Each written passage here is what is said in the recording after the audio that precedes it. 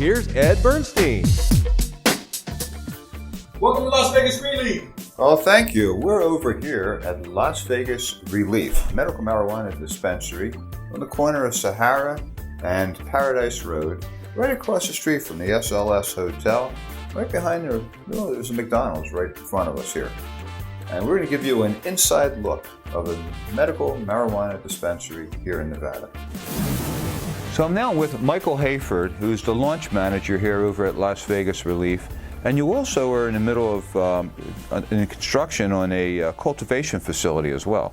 That's correct. We have a 17,500 square foot cultivation and manufacturing center located just east of the McCarran International Airport. Now, I'm sure 5 years ago you never would have imagined yourself in the dispensary and cultivation business. No, and most people that knew me would have said the same thing, that I would have never entered this space. But what started out as a business opportunity turned into a little bit of a lot of a personal mission.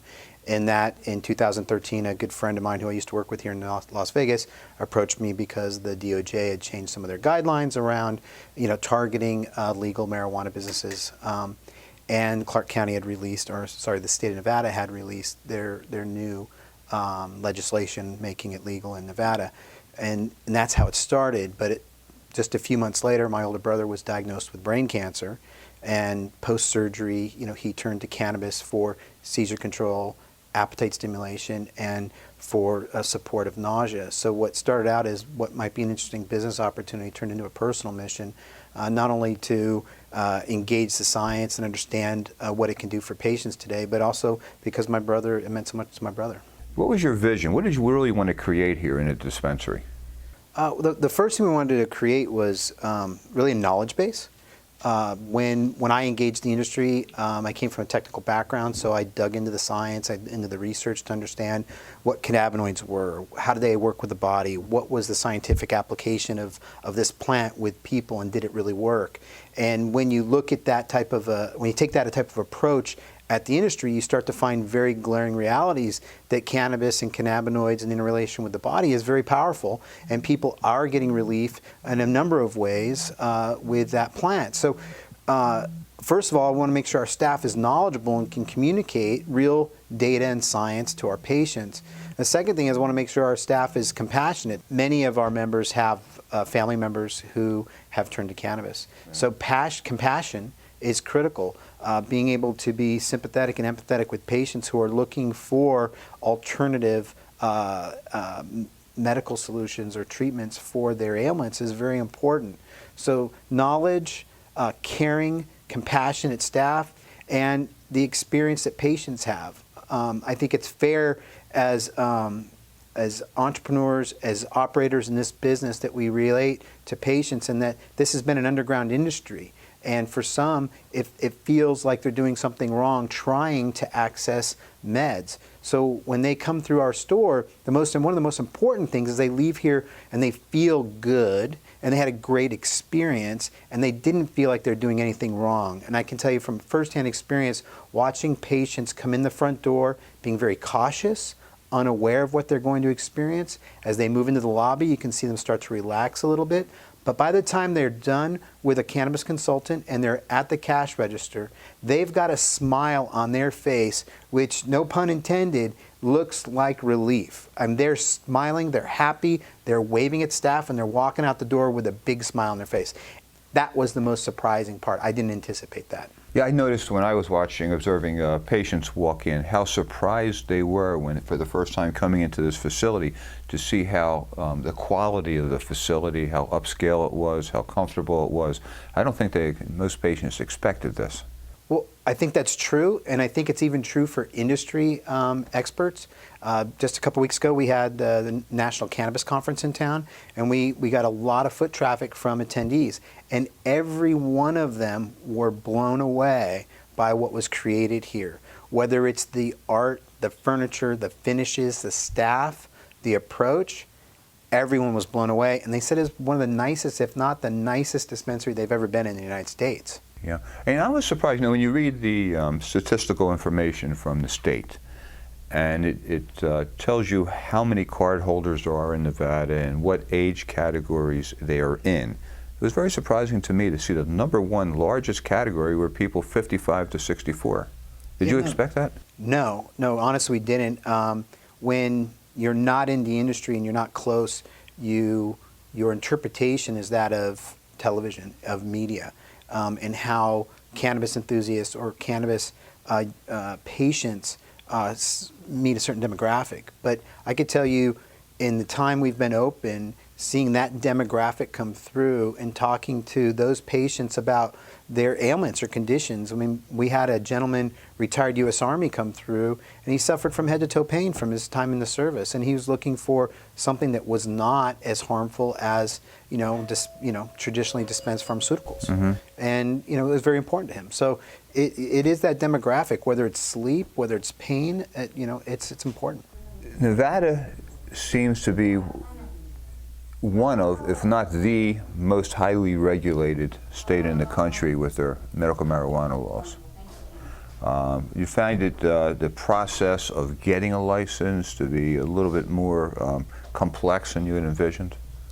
I think the complexity was what we expected. It was the time frame of the complexity, which I think was more of a surprise.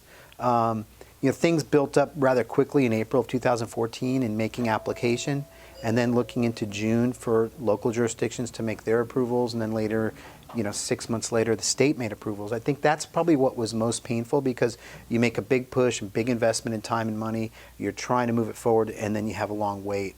And then once you actually are approved, then you go through a secondary approval process through the regulatory inspections of your operations, whether it's your manuals, your processes, your security.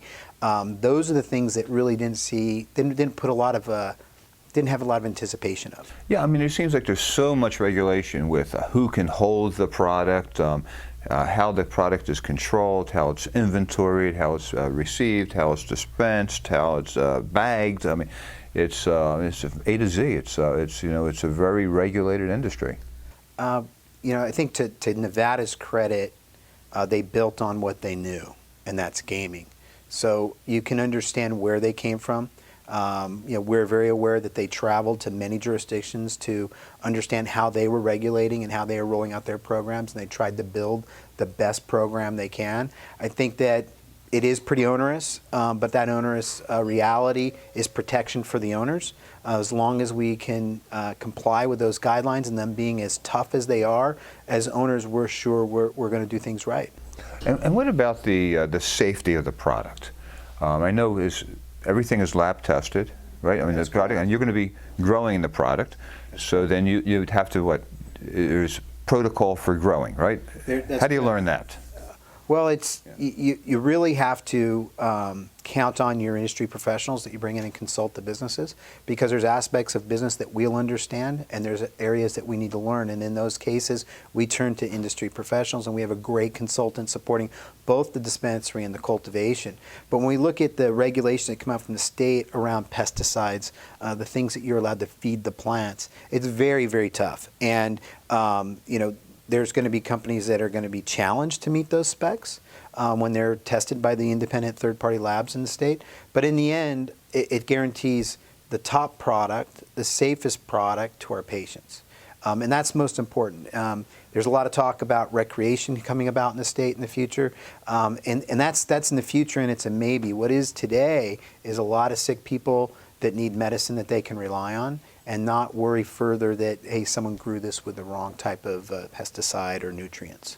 Now, Nevada has a kind of a little quirky thing in its law, unlike the other states, where it has reciprocity. So if somebody is a card holder in one of, 22 other states? It's actually 28 now, including District of Columbia. Okay, so there's 28, it's the majority of the states in this country. If you're a card holder somewhere else, you can present that card and some ID and purchase pharmaceutical cannabis here.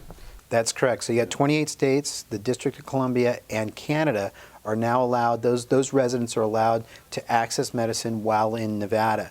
What is required is they need a card or a recommendation from the state, and they need a matching ID. So as long as they have an ID and a rec or a medical card from that jurisdiction, they can access medicine while visiting Las Vegas. Right. So do you feel this now becomes a secondary element of tourism in Nevada? we have to look at other states to draw comparisons, right? To start. And when we look at Colorado, when it went recreational, it became a very big tourism issue. People wanted to dabble in it. They wanted to experience. They want to say, "Oh my gosh, I did it." Vegas is a tourism destination. In Vegas, people come here to enjoy themselves. They come in here for the best restaurants, the best entertainment, the best hotels, and I think it's a natural a process or a step that if they're a medical patient in their town, they're going to want to experience, Las Vegas style medical marijuana dispensaries. And in that regard, why is this location so important to you at Las Vegas Releaf? Well, there was really two reasons that drove the importance in our selection of this location. And the first was it's really an unofficial mass transit hub.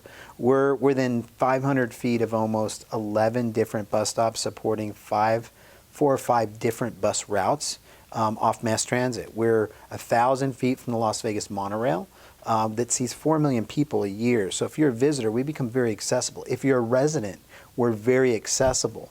And then it's a thoroughfare east to west for residents. So having 11 bus stops, the monorail stop, and being very accessible by roadway is very important just for accessibility. The second is that we're only 500 feet from the Las Vegas Strip. So when visitors come to town, I'd like to put myself in the shoes of any customer or patient. Say, hey, I landed, I'm staying at the Bellagio. I need to get my meds. What is the simplest thing for me? Do I head east, do I head west, or do I stay on the Strip? I'm going to want to stay on the Strip. I'm going to go a mile north. I'm going to make a turn, go 500 feet. On the left is Las Vegas Releaf. It can't get any simpler than that. And when on vacation or visiting, you want simple. Oh, it's particularly simple if you're at the SLS right across the street. Right? Tremendously simple. Yeah.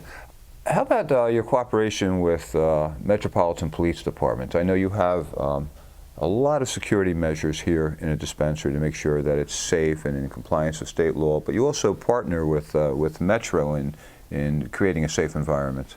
That's correct. There's elements of our security that Metro has direct access to whenever they want them.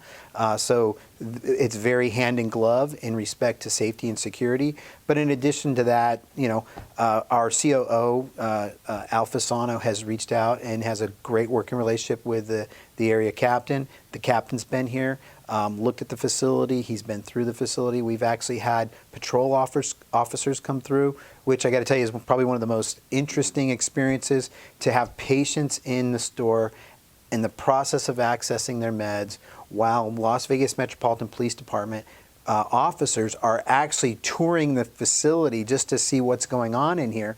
And much like patients coming in with this kind of apprehension and nervousness about what they're going to see or experience, police department did the same thing. The officers came in, they're kind of looking around a little bit, but they're in here 5 minutes, they're going, wow, this is pretty nice. And they end up in the dispensary and they're looking at the product and they're going, this is tremendous, this is great. While they were here, I asked them, I said, what are the things you see with cannabis and in law enforcement and in general that are the challenges for you? And what we found was very interesting in that they said tourists that come to town are solicited and have non-regulatory or legal means to access cannabis. But a large percentage of those individuals actually end up in a very precarious position. Whether if they're accessing them on the Strip and say, hey, you want some cannabis, they walk around the corner, they're mugged. So when you look at their concerns at the metropolitan level, they stated it's that they're wary of. They're concerned that visitors are going to come to town, they're not going to know what's right or wrong, what's legal, and they're going to put themselves in an unsafe position with the wrong people in the wrong environment. So in the end, that visitor who comes to Nevada who thinks cannabis is legal and thinks they might be accessing a legal venue is actually putting themselves at legal risk, at physical safety risk, and they don't know what product they're getting and what's in it. So they got health risks. Those are the things that they said they were most concerned with. Since this is still a business in its infancy, a lot of the federal laws have not caught up with the application of what's really going on in the medical cannabis industry. For instance, there's difficulty in dealing with banks. Very. Right? Because there's a federal law that supersedes the state law that controls the banking institutions, the FDIC here, federally. and the banks are prohibited from doing business with medical marijuana because it's still technically federally illegal. It's a Schedule I drug, classified as a Schedule I drug. So I guess there's a lot of legislation and potential legislation brewing to make some of these changes and get the federal law caught up with some of what the states are doing. That's true. There's legislation now that's moving forward, and hopefully it'll change things for us. The interesting thing about banking today is, although it's still federally legal, FDIC and FINRA have actually issued guidance to banks that would allow them to bank medical marijuana companies. The issue and what makes it so prohibitive is that the cost for them to do the compliance paperwork, the checks, the audits, it's so costly for the banks that they've stepped away. So even though they can bank us, the cost to bank us is too much. And the result to the consumer or to the patient is they can't really use their credit cards to purchase prescription cannabis. That's great. You can't use a credit card. You can't use your ATM card. It's very cumbersome, and it creates a safety risk in every dispensary in the state. There's 76 licenses issued. There's 76 businesses that will be open at some point in the near future. All of them are going to struggle with how to manage cash in a safe manner that doesn't put patients and employees at risk. And that's one of the other, when you talk to senior law enforcement, when you talk to the captain of the region here, that's his concern, because now that's a target, potentially. Okay. Hey, thank you, Michael Hayford. Hey, appreciate your Thank time. you. So I'm over here at the Las Vegas Releaf Medical Marijuana Dispensary over at Sahara and Paradise Road, and I'm with Larry and Karen Berg, two patients. And I wanted to ask you, Larry, why the need for a medical marijuana card?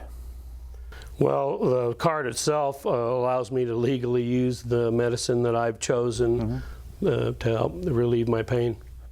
And what is the origin of the pain? I mean, what is your medical condition, if you don't mind? Well, it goes way back to when I first broke my back in the mid-'80s. I had a compression fracture. I was told I'd probably never walk again, spent a lot of months in traction, and eventually did get back to walking, and had to use a lot of pharmaceuticals back then to help me with my pain. It did not do well with the pharmaceuticals. The side effects were much worse than the benefits I was getting from the pharmaceuticals. Yeah, I mean, I hear a similar kind of story from my own daughter, who has a very severe Crohn's disease, and she was on all kinds of medications, Dilaudid and Oxycodone, and she was actually getting sicker from that. And then she realized that some medical marijuana would actually the result would be, none of the side effects she was getting from the pharmaceuticals, and it was really helping her quality of life. Well, the doctors kept trying to give me more pills to counteract the effects from the pills they were giving me, and I ended up with, 10 or 12 pills something like that per you had day, a lot. and it just completely changed my physiology, my mentality, my personality. It wasn't for me. And then I had knee problems later on. So was it a difficult decision for you to go through the process of getting a card and revealing these type of personal histories? No, it wasn't a difficult decision, and it wasn't a very difficult process. I fortunately ran into a fellow who had gone through it himself when I first moved here, a fellow named Anthony, a good friend of mine now, and he helped me get through the process and basically held my hand through the whole thing. Now you're here at the Las Vegas Releaf. What are you looking for when you go into a dispensary, and why here? Well, the reason why I'm here is because it has everything I'm looking for. The customer service is excellent. The people here are very knowledgeable about all the different strains and what the benefits are, and there are a lot of different ailments, so people can't just, a lot of people think that if you just smoke weed it's going to cure your problem. Well, there's a lot of different strains, and they do a lot of different things, and even the ingredients, the chemicals like the limousine and mycene, they all make a difference, and they have this huge board up here that explains what's in each one of the strains. They make it very easy also when you go inside. The selection is right there for you, and you have your bud tenders giving you all the advice that you need. And when you do use medical marijuana, how does it help your condition? Well, I'm not going to sit here and say it gets rid of my pain, because it doesn't, but it helps relieve the pain a lot. And not only that, it helps me deal with the pain. Combination of the relief and being able to deal with it without all the side effects, that's a win-win-win situation for me. Karen, you're also a patient. Yes. And you, what I kind have of really bad pain with my arm. I had degenerative muscle disease in my arm, and it spread from one arm to the other, and it's gotten so bad where I couldn't even take off my shirt at night or even put on a bra in the morning because I could not move my arm. And now with the marijuana in my system, it relieves the pain enough where I can actually function. I mean, I still have the pain, but I can actually do the things I need to do. Plus, I have very bad digestive problems, similar to your daughter. I had colon surgery with 18 inches taken out of my colon, and I always have severe digestive problems. So when I'm going through that and have bad nausea, I smoke a little marijuana, and it takes care of it, and I'm ready to function and get on with my day. So it really helps. And having Releaf here with such a great product, they have a variety of products, they have excellent customer service, and it's really convenient just to drive down the street and come here. It really has helped a lot. So it's really made a difference in my life. Okay. Well, thank you so much, Karen and Larry Berg. Yeah. Thank you very Thank much. you for being involved in this. Yes. One Appreciate it. more question for you. You know, next year we're going to have a vote in Nevada Yeah, we're very aware of that. to permit recreational use. What is your feeling about that? I think it's a good thing. Well, they're going to make it for people 21 and over, and people 21 and over have a right to choose. Right. And in my opinion, my political views don't sway Republican or Democrat. I'm really not that way. I'm more of a person who just believes in having the government leave you alone and make your own choices. Thank you. Thank you very much. So I'm with Nancy, General Manager, Nancy Zangari at Las Vegas Releaf. And you've been in the business for quite a while now. Yeah, I've been in the business for about 2.5 years. Which is a lifetime in this industry. It sure is. Yeah. Yeah, there's not a lot of people with, a lot more tenure than that. And you started in Arizona, right? I did. You ran a dispensary in Arizona. I ran a very successful dispensary in Phoenix. Very, very different market than here. In what regard? The Nevada laws are so much more regulated. In Arizona, for example, you don't need to test medicine. It isn't required by law. Most responsible dispensaries do, but it isn't a requirement. So with all this, the regulations in Nevada, it's really, it takes a while, I guess, I assume, to get accustomed to, but it's all there for the protection of the industry and for the patient. Absolutely. Yeah. More so the patient, I think, than anything else. People who are going through chemo, have any kind of immunocompromised systems, having that much regulation on the medicine is a really, really wonderful thing. Well, having worked in a dispensary for so many years, was it surprising for you to see the type of customers, the type of patients that you were really serving? Because it seems to me like people expect, young people coming in, just kind of, hippie-ish, and but it's not like that at all. It really isn't. We were 2 miles away from ASU, which has one of the largest undergraduate populations in the nation, and our average patient age was 47. We saw a tremendous number of veterans. We saw people in their 70s and 80s, people who, when you think about getting older and that aging process and chronic pain being the #1 reason that people would get a card, it makes sense that the average age of a patient is on the older side than the younger side. This is unlike any other business. I mean, with all the regulation, all the security precautions, all the the overseeing by the state, by the county, by the city, it's unlike anything I've ever encountered. Very much unlike anything I encountered in that regard, but in terms of the business aspect and in terms of the customer service, it's very much the same as a business where you would engage with your clientele. You get to know people, you get to know their families, you get to know their life stories, you share in their successes, you grieve with them with their losses.